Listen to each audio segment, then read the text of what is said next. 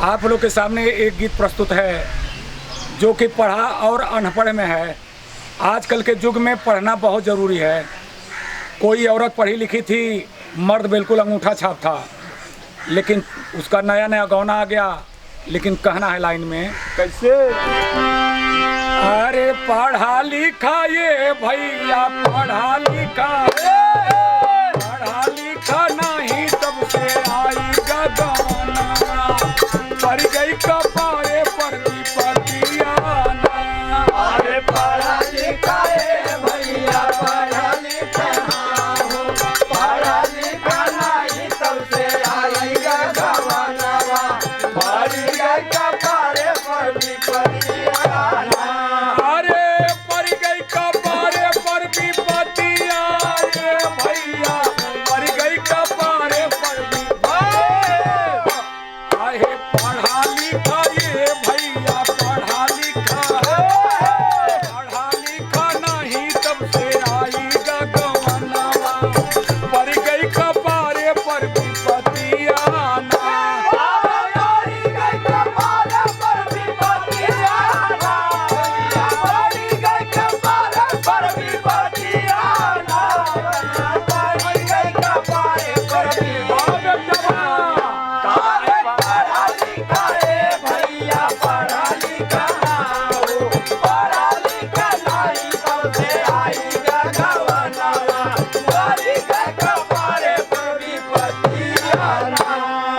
पढ़ा लिखा नहीं तब से आएगा गवनवा, पड़ गई कपारे पर पतियाना। औरतिया पढ़ी लिखी रही, मर्दवा न पढ़ रहा। जब नया नया गौना आ गया और जाए के जब अपने औरत के पास पहुंचा तो औरतिया रहे इंग्लिश में बोल दे। लेकिन पहले लाइन में कहेस का बाबा कि इंग्लिश में बोली बोले वाइफ बीए पास बा, वाटर वाटर कहे मोर मनवा उदास। वाटर वाटर कहे मोरा मनवा उदास, वाटर वाटर कहे मोरा मनवा उदास। अरे हम समझा कि न के मटरे का तलाश बा, गुड नाइट बोली तो ने छनावा। अरे गुड नाइट बोली तो ने छनावा,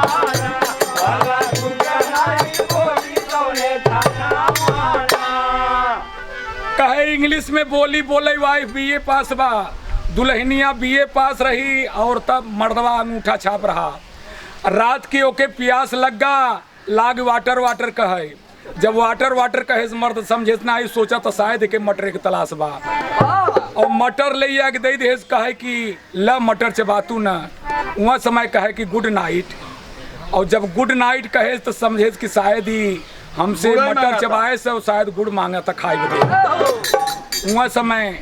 मर्दवा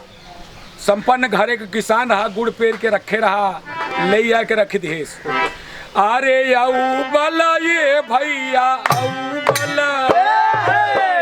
औवल किसान गुड़ ली आई एक झोरावा,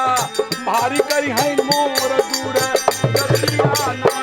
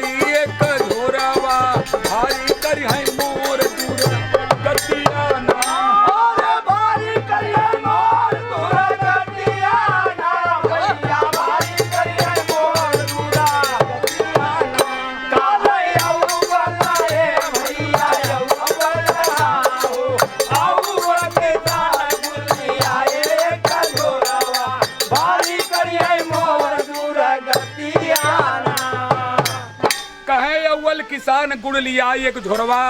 भारी करी है मोर दुर्गतियाना। एक झोरा गुड़ ले के रख दिया, कहे ला जितना मन करे उतना खा। अब जब दुल्हनिया देखे सो समय मर्दवा से कहत का बा, दूसरे लाइन में कहना बा कि ब्यूटीफुल बोली तब आई हम सॉरी और मर्द सोचस का हतबा की सुता गोड़ा वारी मर्दा का है हथवा के सूता घोड़ा वारी मर्दा सोचे का हथवा के सूता घोड़ा वारी हसबैंड हाफ माइंड बोली उस बारी नहीं मोरा लगी है ठेकाना आला नहीं मोरा लगी है ठिकानावा आला नहीं मोरा लगी है ठिकानावा कहे ब्यूटीफुल बोली तब आई एम सॉरी जो हुआ सो हुआ मुझे क्षमा करिए मर्दवा सोचे साई एम सॉरी जब कहे तो मर्दवा सोचे तो शायद गोड़वारी सोवे कहता वह समय मर्द जाए के गोड़वारी सोई गया कहा था हस्बैंड हाफ माइंड बोली उस बारी कि हमारा पति तो आधा एकरे संगे हमार ठेकान लागे होगे वहाँ समय जब हाफ माइंड कहे तो मर्दवा सोचा था ओके का पता बा कहता आधा पागल बा सोचा था ई मटर चबाए के गुड़ खा के पानी पिए दिखाते कि सर्दी लगा हाफई लाग वहाँ समय केस का अरे हाफत बाटी निये भैया हाफत बाटी जाड़ा लागल न के बदनिया कौड़ा बारी दी है धई के पतिया ना अरे हापत बाटे भैया हापत बाटी हाओ हापत बाटे जाड़ा लागया नैया बदनिया जाड़ा लागे मारे धई के पतिया ना अरे कौड़ा बारी दी है धई के पतिया ना भैया कौड़ा बारी दी है धई के पतिया बाबा अरे हाफत बाटी दिए भैया हाफत बाटी हाफत बाटी जाड़ा लागल न के बदनिया कौड़ा बारी दी है धई के पतिया ना अरे कौड़ा बारी दी है धई के पतिया कौड़ा बारी दी है धई के पतिया ना भैया कौड़ा बारी दी है धई के पतिया ना अरे हापत बाटी भैया हापत बाटी हाओ हापत बाटी जाड़ा लागया नैया बदनिया कौड़ा बारी दी है धई के पतिया ना कहें हाफत बाटिन जाड़ा लागल इनके बदनिया और कौड़ा बार दिहे धई के पाती को लिया के बाहर देश कहला ताप ला गर्म हो जा और जब बैसाख का महीना रहा गर्मी पड़ते ही रहा जब आँच लगा तो के प्यास तड़क गई और जब प्यास तड़की तो लाग फिर वाटर वाटर करे मर्दवा समझ गया कि हो न हो कुछ अंग्रेजी तो नहीं बोलता तो वहाँ समय कहना बात कि वाटर वाटर बोली सुन के जिया घबराइया और माई डियर लियाईगा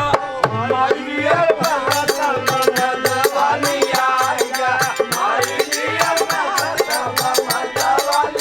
जवन बोली वाइफ बोली समझ में सब आएगा कहे दोस्त बदल जननवान भला कहे दोस्त बदल जननवान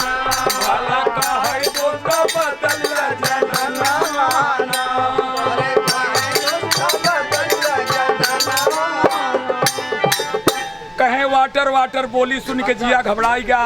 और माई डियर पास तब मर्दवा अपने दोस्त के पास एक पढ़ा लिखा रहा वहाँ समय अरे ले गया तो कहा तब भैया देखते ही का बोला था वहाँ समय जब वो कहे तो अंग्रेजी बोला था कहे जवन बोली वाइफ बोली समझ में सब आई गया कहे दोस्त बदल जननवाना कहे आवो हमारे तोहरे मेहरारू के बदलौबल हो जाए कहे काहे भैया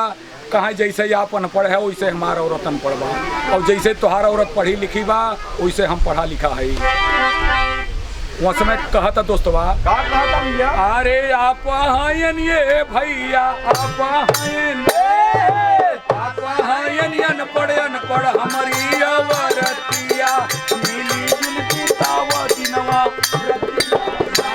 अरे आपा भैया आपा अनपढ़ भैया वरतिया पितावा दीना रतिया ना अरे मिलजुल बीतावा दिनवा रतिया ना भैया मिलजुल बीतावा दिनवा अरे आप ये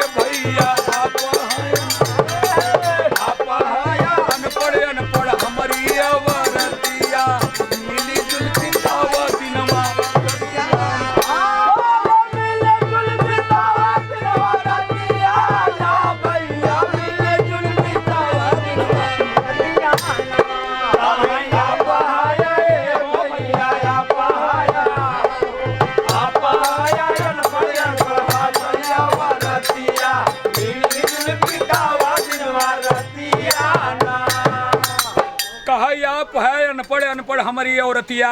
और मिली जुली बितावत दिनवा रतिया ना कहे जैसे आप अनपढ़ है वैसे हमार औरत पढ़ी लिखी बा, जैसे तुहार औरत पढ़ी लिखी वैसे हम पढ़ा लिखा है। कहे ये सब होए ना, कहे का करबे ले जाए के गाना के आखिरी लाइन में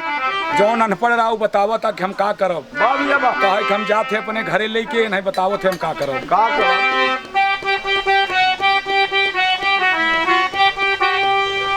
कि कहे दोस्त जाए तो हम जाए अपनी दुआरी और हुरवा के बल पर इनके ले भाई हम सुधारी कहाय हुरावा के बनवैया रे भाई हम सुधारी हुरावा के बल पे इनके ले भाई हम सुधारी। ये नारी गोविंदास का बन गई पुजारी गावे ले कलंदरी तरनवा गावे रे कलंदरी तरनवा गावे रे कलंदरी तरनवा।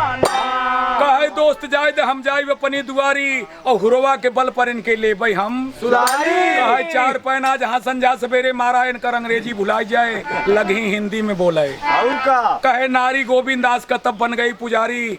गावे ले कलंदरी तरनवाना। लेकिन हमार सुझाव का बा बाबा भैया आखिरी भाव में कहना बा कैसे अरे काहे सत्यनारायण भैया काहे सत्य काहे सत्यनारायण बेला बाट मसीहा खुशी रही है अब